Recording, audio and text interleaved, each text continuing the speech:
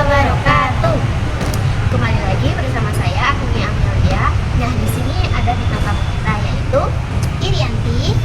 Nah, jadi di sini kami akan membahas tentang indahnya etika pergaulan dan komunikasi Islami. Yang pertama, kami akan membahas tentang etika pergaulan dengan orang tua, lalu dengan teman sebaya, orang yang lebih muda, dan yang terakhir dengan lawan jenis. Di sini saya akan bertanya kepada Irianti. Menurut Yanti sendiri itu kan yang pertama kita bahas poinnya itu etika pergaulan dengan orang yang lebih tua. Nah, buat Yanti itu gimana sih cara komunikasi yang baik dengan orang yang lebih tua? Nah, cara kita komunikasi. Nah, yang pertama, orang yang lebih tua dari kita di rumah itu ada orang tua, ada kakek, nenek, atau ibu saudara. Nah, kita bisa menghormati mereka, kayak cara pandang kita itu lebih terbuka lagi. Contohnya kayak melihat mereka itu dengan penuh kasih sayang. Sampai kita udah remaja. Nah, terus kita kalau di sekolah itu orang tua kita guru, kita melihat mereka dengan cara mereka memberikan kita ilmu, mengajarkan kita, terus mereka sabar menghadapi kita. Di umur kita yang sekarang ini kan pasti kita pernah berbeda pendapat dengan orang yang lebih tua dari kita, kayak ibu, orang tua, nenek atau kakek. Nah, buat yang sendiri itu gimana cara nanggepin masalah tersebut? Nah, yang pertama itu kita jangan gegabah dulu ya, soalnya pasti pilihan mereka itu yang terbaik buat kita. Terus kalau misalnya pilihan itu emang benar-benar gak cocok sama kita itu, kita bisa bilang ke orang tua kita misalnya, atau enggak, aku gak bisa kayak gini-gini. Itu pelan-pelan aja ngomongnya, jangan sampai yang kasar. Nanti soalnya pelan bareng cari solusinya. Berarti tetap dijaga tutur katanya. Benar. Tuh. Nah, sekarang kita akan masuk poin kedua, yaitu etika pergaulan dengan teman sebaya.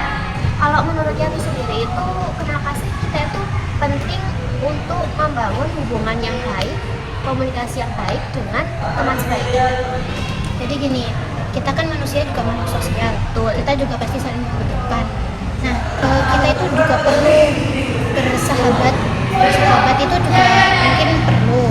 Nah, soalnya kita kan kalau misalnya curhat-curhat nih, kan nggak mungkin kan sama orang yang lebih tua. Ya mungkin boleh lah, tapi kan pasti mereka cuman masalah gitu doang. Nah, karena kayak mereka lebih berpengalaman. Nah, bener, kayak nggak sefrekuensi Ya, aja. betul.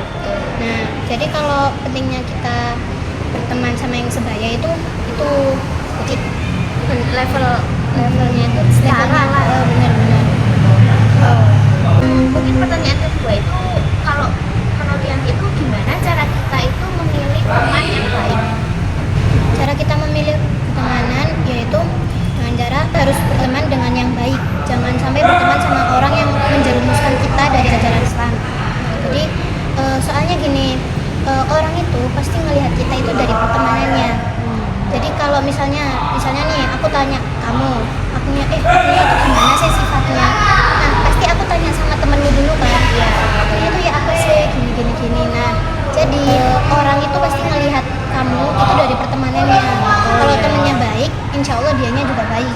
Kalau temennya perkumpulannya jelek, tapi mungkin Ya nanti misalnya nih kita udah terjebak di situasi di mana pertemanan kita ini udah toksik, terus kita ditekan untuk melakukan hal-hal negatif oleh teman sebaya kita ini. Nah, menurut pendapat Yanti itu apa yang harus orang itu lakukan? Nah, jadi kalau kayak gitu itu kita harus cepet-cepet keluar dari pertemanannya. Soalnya itu nanti bisa mempengaruhi diri kita. Terus kayak cara kita berpikir atau apa itu bisa sangat mempengaruhi kita. Terus kalau misalnya dia masih menekan kita, itu kalau kitanya nggak nyaman, kita langsung bilang aja aku nggak nyaman sama kamu. Berarti terus terang ya? Ya, soalnya biar mungkin buat introspeksinya diri dia sendiri, terus buat menyadarkan dia kalau itu tuh gak baik gitu. Sekarang kita akan masuk poin ketiga, yaitu etika pergaulan dengan orang yang lebih muda. Nah, kalau Yanti sendiri itu apa pendapatnya tentang cara kita memberikan nasihat kepada anak yang lebih muda? Misalkan memberi nasihat ya, mungkin dengan cara saya berusaha menjadi teman mereka. Nah, soalnya biar mereka nggak ngerasa kita menggurui. Jadi awalnya kita menjadi teman. Nah, dengan seiringnya berjalannya waktu, pasti baik, nah kita boleh tuh memberi hal-hal positif ke mereka, kayak ngasih tahu gini gini gini gini, biar mereka nggak terlalu bebas. Karena kita juga mungkin dengan umur yang berbeda itu kita bisa buat mereka itu nggak akan terjebak dengan apa yang udah kita alami. Mungkin untuk pertanyaan terakhir di poin ini, gimana cara kita menunjukkan kepedulian terhadap orang yang lebih muda dari kita? Kalau Yanti sendiri itu jangan sok menggurui lah, soalnya zamannya mereka, zamannya kita itu beda. Jadi belum tentu yang kita alamin itu mereka alamin juga. Tuh, intinya jangan sok tahu lah sama kehidupan mereka. Iya. Kalau mereka emang berbuat kesalahan ya dinasihati, tapi jangan sok menggurui kalau ini. Ya, aku lu pernah jadi kamu, aku pernah, iya emang pernah, tapi zamannya udah berubah. Betul. Sekarang kita akan masuk poin yang terakhir. Ini menurut akunya poin paling seru sih, karena kita akan bahas tentang etika pergaulan dengan lawan jenis. Dalam Islam itu sebenarnya kita boleh atau enggak sih gaul dengan lawan jenis? Di Islam sendiri itu kita itu boleh-boleh aja kalau berteman dengan lawan jenis atau berkomunikasi itu boleh-boleh aja, asal tahu batasan sama aturannya. Nah, tadi kan di Islam itu bergaul dengan lawan jenis itu diatur dan ada batasannya. Mungkin boleh dong sama yang ini spill dikit-dikit. Batasannya itu gak boleh berhalwat. Gak boleh berhalwat itu maksudnya gak boleh berdua-duaan. Kayak misalnya mojo berdua itu gak boleh. Terus yang selanjutnya itu tidak ada sentuhan fisik.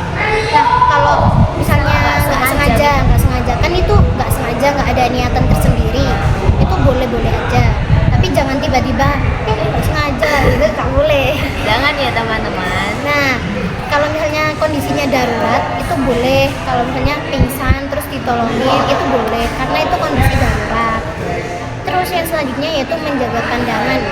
Menjaga pandangan itu kan kita sebagai perempuan ya pasti memiliki rasa yang tinggi.